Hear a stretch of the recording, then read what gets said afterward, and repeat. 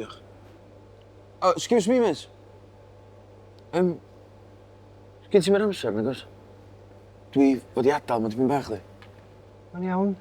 Neb y gyrraedd o ti. Ti'n saff yn omas di. Oce, diolch. Just, dwi wedi coci'r watch, a sgyn fi ddim batri yn y ffôn a beth i li. Ti'n iawn? Yndw. Just... Dwi wedi bod yn cael y freuddwyd yma. A bod tro dwi'n deffro. Dwi'n siŵr iawn cydw i. A dwi jyst yn cael y teimlad me fatha bo fi. Fatha bo fi methu dianc. Ti'n siŵr ti'n iawn? Yndw, dwi'n ffain. Drink up.